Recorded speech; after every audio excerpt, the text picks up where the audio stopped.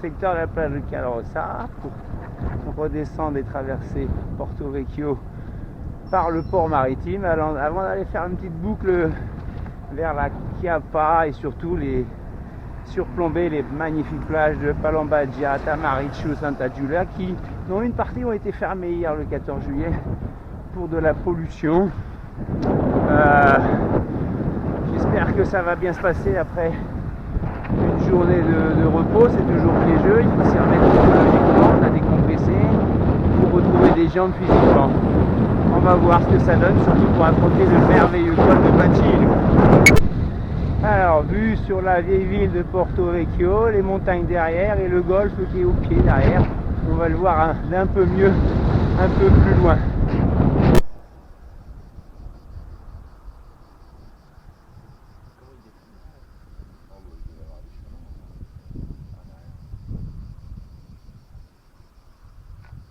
Les petits rushs à venir, je vais me passer de commentaires. Là on va faire en enfilade toutes les plus belles plages de Palombagia, Tamariccio, Focale, Acajou et l'anse de Santa Giulia tout au fond là-bas.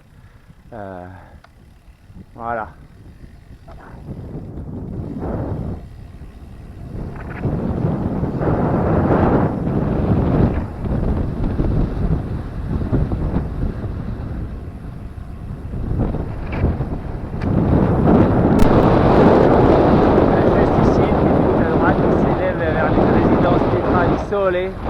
Il serait 2-3 photos pour vous montrer la vue de la piscine à débordement.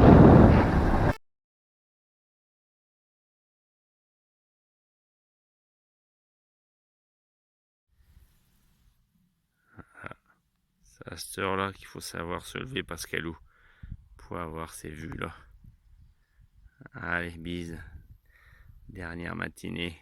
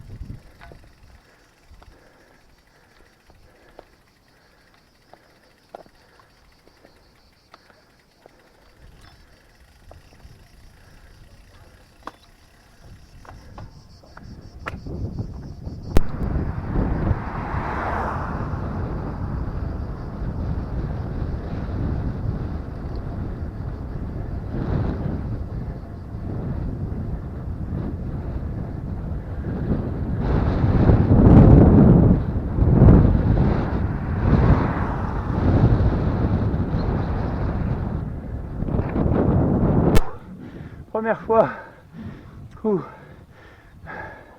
je suis tout à gauche et je cherche encore une dent de mieux. Je peux plus. C'est des portions pendant 1,5 km à 11 à 15%. Dur.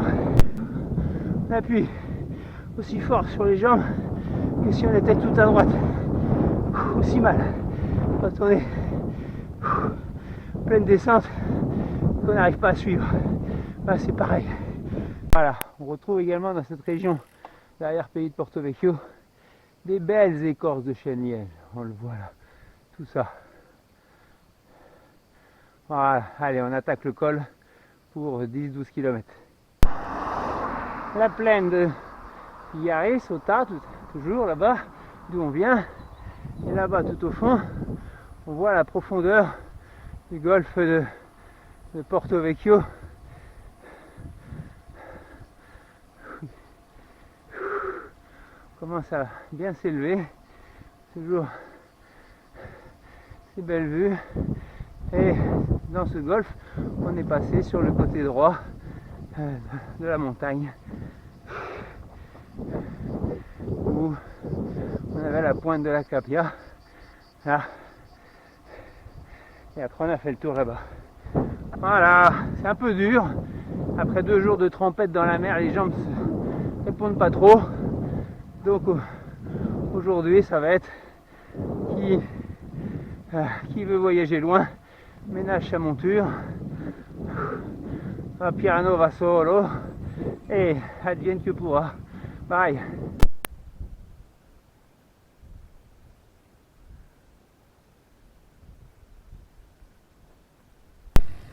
Plage de Lévis en face.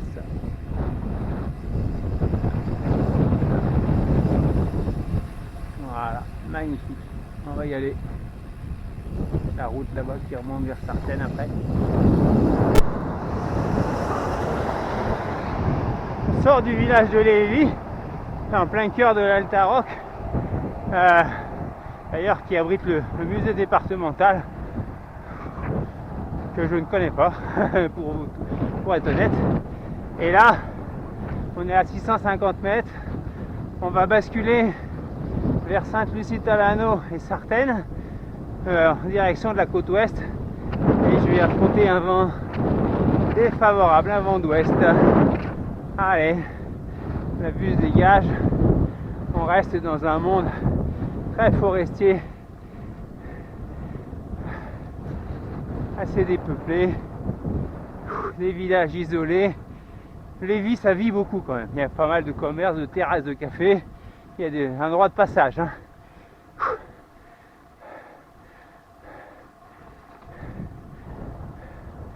Ça descend bien bas là, hein. On y était. Sainte-Lucie de Talano, joli cœur de village avec sa place bien sûr, ses fontaines, ses bars, sa station essence, la pharmacie. On est loin de la solitude des premières étapes, hein. Là on voit du monde, beaucoup moins sauvage.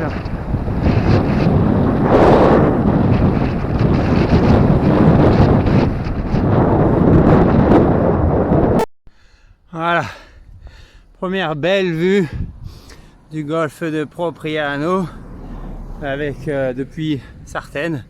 Il faut y accéder à ce village, cette ville à vous percher un peu, hein. C'est pas simple quand on a déjà 100 bornes dans les pattes, qu'on vient de loin. Bon, je vais peut-être me payer une grande bouteille d'Orezza à Sartène. Allez, à la vôtre. Voilà.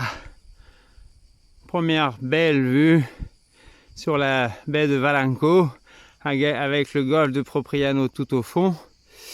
Et devant, je me demande si ça serait pas la plage de Portiglio peut-être.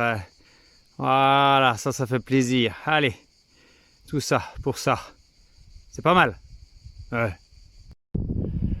Ouf. Donc la baie de Valenco. Voilà.